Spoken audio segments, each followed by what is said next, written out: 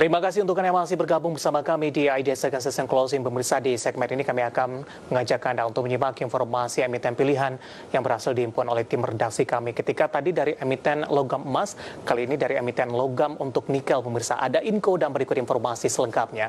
Emiten pertambangan logam PT Vale Indonesia Tbk atau Inco membukukan kenaikan kinerja operasional pada kuartal 2 2020 di tengah banyaknya tantangan bisnis akibat pandemi COVID-19.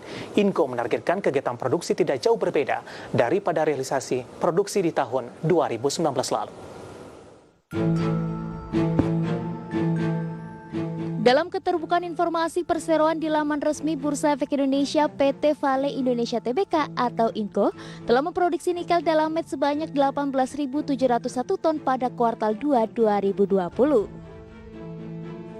Realisasi itu naik 6% dibandingkan dengan volume produksi perseroan pada bulan sebelumnya sebesar 17.614 ton dan juga lebih tinggi daripada realisasi produksi yang sama tahun sebelumnya di kisaran 17.631 ton. Dengan demikian, sepanjang paruh pertama tahun ini produksi nikel dalam met Inco sebesar 36.315 ton, naik 18% dibandingkan dengan produksi pada periode yang sama tahun sebelumnya sebesar 30.711 ton. CEO dan Presiden Direktur Vale Indonesia Niko Kanter kepada media mengatakan, kinerja produksi pada paruh pertama tahun lalu lebih rendah karena pada saat itu perseroan melakukan shutdown terencana yang lebih panjang untuk kegiatan yang terkait dengan proyek Larona Canal Lining. Dengan pencapaian ini, PT Vale Indonesia Tbk atau Inco perseroan menargetkan produksi tidak jauh berbeda daripada realisasi produksi tahun lalu, di mana volume produksi sepanjang 2019 sebesar 71.025 ton, turun 5% daripada capaian produksi 2018 sebesar 74.806 ton. Tidak hanya dari sisi produksi, Inco juga optimis target kinerja keuangan 2020 dapat tercapai dengan harga nikel yang berada di jalur kenaikan. Berbagai sumber, IDX Channel.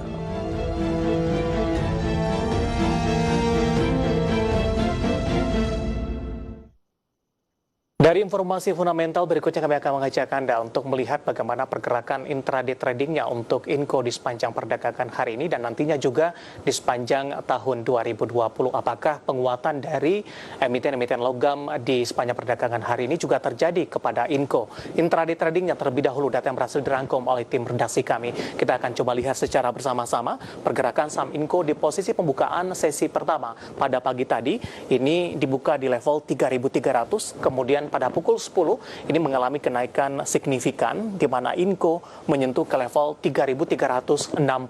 Namun posisi ini tidak bertahan lama karena di penutupan sesi pertama di perdagangan hari ini Inco mengalami koreksi, ditutup di level 3.340, sementara pada pembukaan sesi kedua ini berada di level 3.330. Dan perlu juga kami informasikan di penutupan sesi kedua hari ini Inco ditutup di level 3290 atau mengalami penguatan di 0,61%, di mana penutupan sesi kedua ini posisinya lebih rendah jika dibandingkan dengan posisi pembukaan di perdagangan sesi kedua hari ini. Itu secara intraday tradingnya pemirsa di sepanjang perdagangan hari ini. Kita akan coba lihat juga bagaimana pergerakan saham Inco di sepanjang 2020 mulai dari Januari sampai dengan perdagangan hari ini. Apakah penguatan yang terjadi hampir menyamai posisi dari harga tertinggi saham Inco di sepanjang 2020? Data yang berhasil dirangkum oleh tim redaksi kami. Kita akan coba lihat secara bersama-sama. Di 2 Januari pemirsa, posisi dari saham Inco berada di level 3.620, kemudian di 3 Februari mengalami koreksi, level 36 ditinggalkan, koreksi cukup dalam, menyentuh ke level 3250. Sementara di Maret ini level 3.000-an ditinggalkan oleh Inco dan menyentuh ke level 2.500. Sementara pada 1 April ini merupakan level terendah Inco dari posisi penutupan sesi kedua di perdagangan ini di 2030 pemirsa. Kemudian di 4 Mei Inco mencoba untuk bangkit menguat di level 2.650, sementara di 2 Juni melanjutkan penguatan dan menyentuh ke level 2.900-an, tepatnya di 2.930. Sementara pada perdagangan hari ini Inco sudah menyentuh ke level 3.300-an Ini di posisi pembukaan sesi kedua di 3.320, namun di penutupan sesi kedua ditutup di level 3.290. Dari grafis, kalau kita tarik mulai dari 2 Januari sampai dengan Juli, dapat Anda saksikan juga di layar televisi Anda, pemirsa, penguatan saham Inco ini hampir menyamai posisi tertingginya yang pernah diduduki oleh Inco di 2 Januari di 3620. Kita harapkan posisi saham Inco terus mengalami penguatan dengan proyeksi dari penguatan harga komoditasnya untuk beberapa waktu ke depan.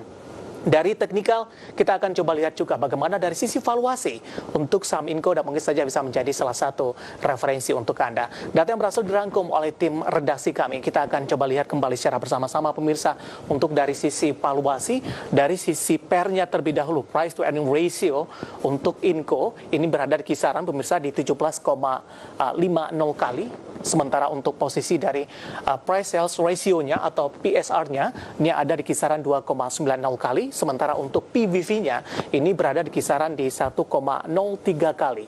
Dan yang terakhir ada price cash flow ratio atau PCFR-nya ada di kisaran di 6,44 kali. Ya, cukup komplit dari fundamental, teknikal harian, kemudian juga di sepanjang 2020 dan juga dari sisi valuasi. Dan semoga bisa ini menjadi referensi untuk Anda dan lagi-lagi keputusan investasi tetap ada di tangan Anda, para investor dan trader pasar modal Indonesia. Kita akan jeda kembali terlebih dahulu dan jangan kemana-mana, karena di segmen selanjutnya kita akan coba review bagaimana kegiatan perdagangan di sepanjang hari ini, proyeksi jangka menengah dan juga untuk jangka panjang. Dan kami juga masih membuka line telepon dan juga WhatsApp interaktif kami seperti yang tertera di layar televisi Anda nantinya. Kami akan segera kembali sesaat lagi.